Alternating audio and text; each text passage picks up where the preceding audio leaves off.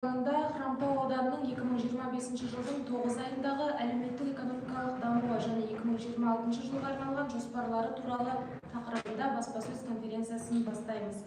Спикермен таныстыруға рұқсат етіңіздер. Тілеумұратов Нұрхан Жасұланұлы, Ақтөбе облысы Хромтау ауданының әкімі. Регламентке сәйкес спикердің баяндамасына 15 минут беріледі. Баяндама аяқталғаннан кейін журналистердің сұрақтарына көшеміз. Согласно регламенту, на доклад спикера отводится 15 минут. После завершения доклада перейдем к вопросам журналистов. Просим участников пресс-конференции соблюдать регламент, не прерывать спикера. Нұрхан Жасұланұлы, сөз кезегі сізде.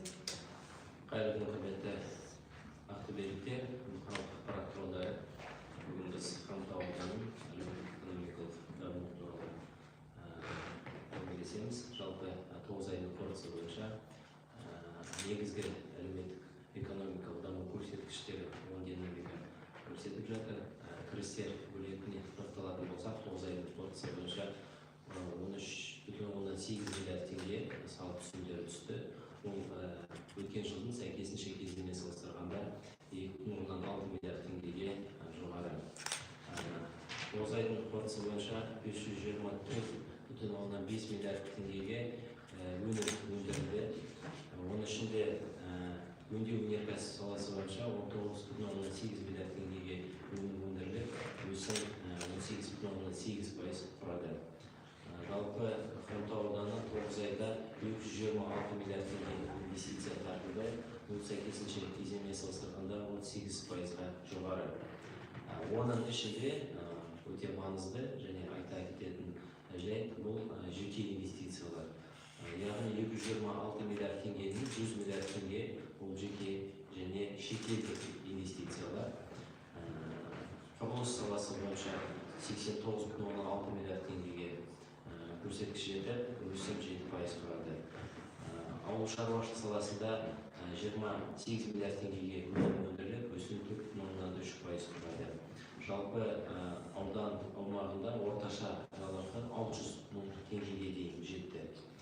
Бүгінгі күні Хромтау ауданы халқы 99,7% орталық газбен, 98% орталық сумен және 100% электр желілермен жабдықталған. Енді инвестиция саласына тоқталатын болсақ, Хромтау еліміздің өндірістік тірегі.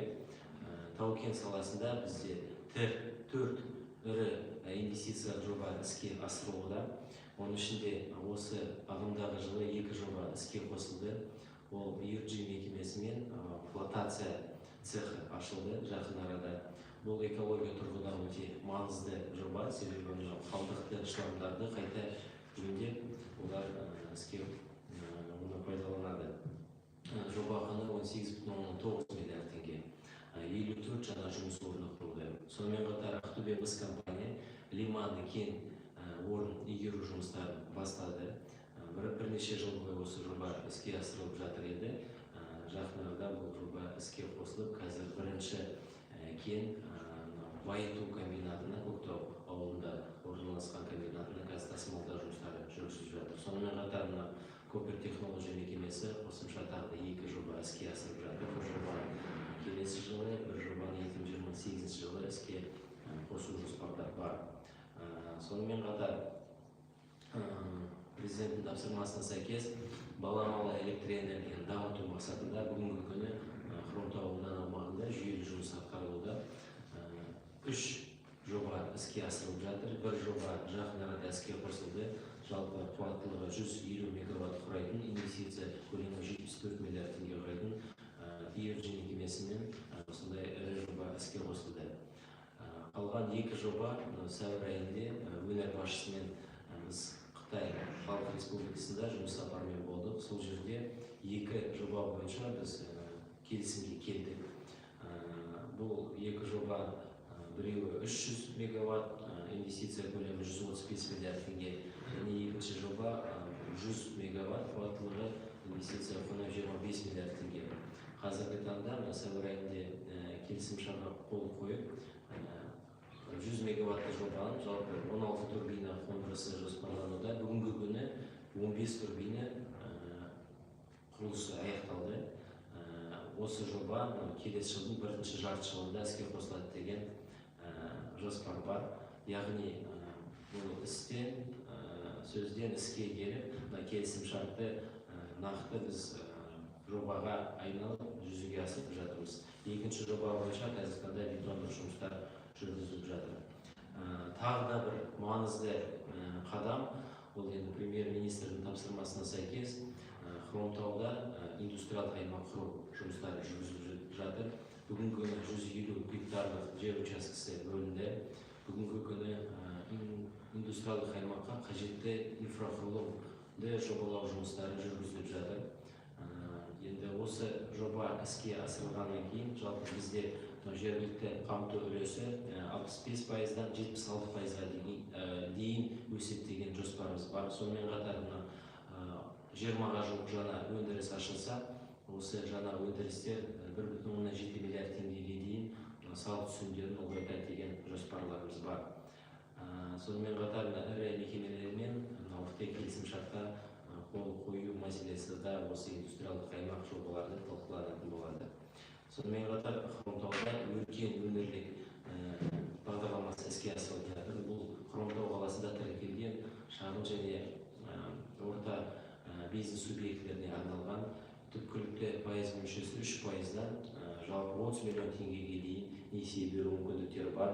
Бүгінгі күні осы бағдарлама аясында 116 жоба қолдау алды.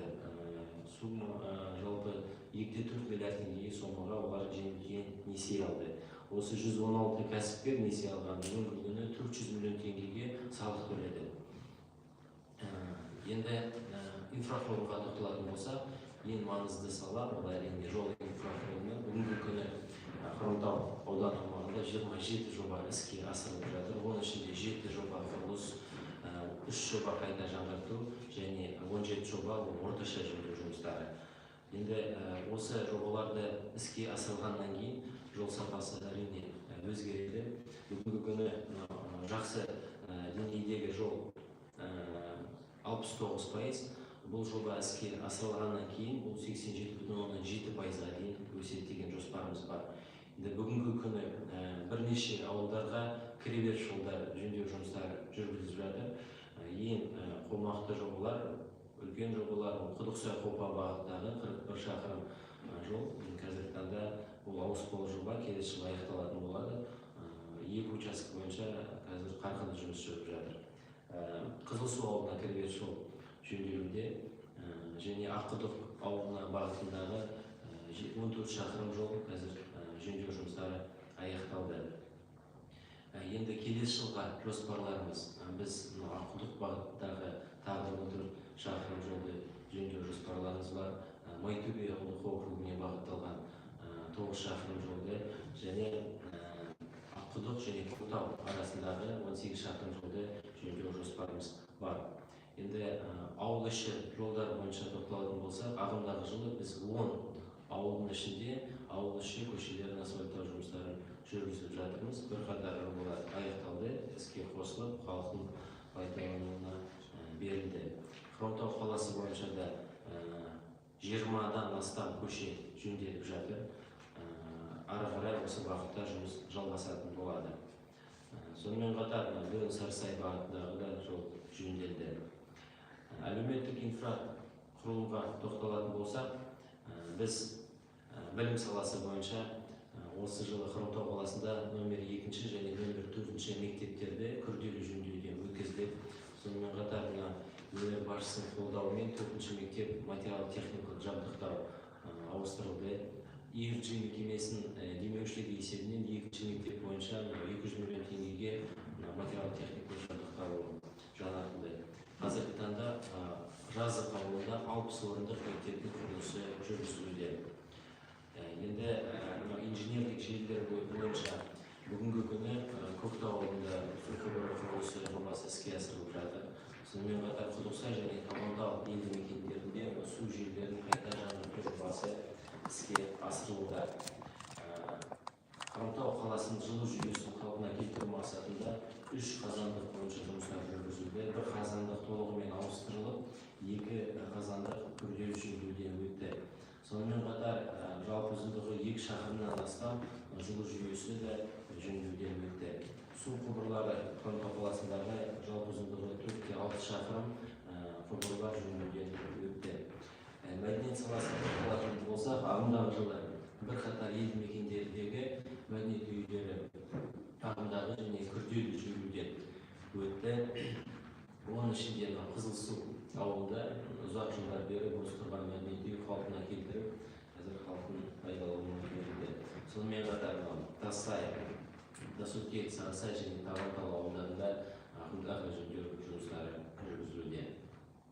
Енді осы жылы сонымен қатар аудан 90 жылдығына орай бірқатар ірі әлеуметтік жобалар іске асырылуда.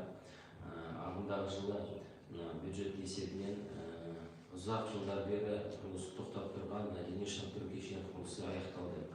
Сонымен қатар біз мұражай мұрағат ғимаратын қазір құрылысын жүргізіп жатырмыз. Бұл ауызқалы жоба келесі жылы іске қосылатын болады.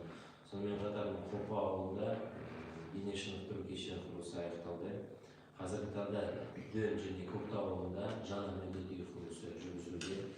Енді бизнестің әлеуметтік жауапкершілігі есебінен жылдың басында Хромтау қаласында 400 орындық мәдениет орталығының құрылысы аяқталды. Сонымен қатар егер мекемесі әрі қарай бизнестің әлеуметтік жауапкершілігі есебінен бүгінгі күні жабық жүзу бассейн құрылысын жүргізіп жатыр. Ол бюджеттен тыс қаражат есебінен. Енді қаланың абаттандыру жұмысына да назар бөлініп жатыр. Ағымдағы жылы Хромтау қаласы 5 аула бойынша абаттандыру жұмыстары жүріп жатыр. Жаңа балалар мен футболдар, асфальт жабдығын ауыстыру жұмыстары жүргізіліп жатыр. Сонымен қатар Бейбітшілік аллея, Ағайын Жұмановтар көшесіндегі аллеяны және орталық саябақты жаңғырту жобалары жүргізілуде. Жобалар аяқталды және пайдалануға берілді. Көп қабатты тұрғын үйлерді модернизация жұмыстары қарқынды жүріп жатыр. Ағымдағы жылы Хромтау қаласында 5 тұрғын үй осы жоба арқылы жаңғыртылды. Жөндеу жұмыстары аяқталып, қазір тұрғындар пайдаланып жатыр. Енді қысқаша айтатын болсақ, 9 айдың құрылысы бойынша Хромтау ауданы қарқынды дамып жатыр. Ағымдағы жылы аудан 90 жылдығына орай көптеген мәдени шаралар өтті. Ары қарай осы бағытта өңір басшысының қолдауымен жұмыстар жалғасатын болады. Рахмет, Хамзанұлы. Осымен баяндама аяқталды. Сұрақтарыңыз бар ма? Сұрақ болмаса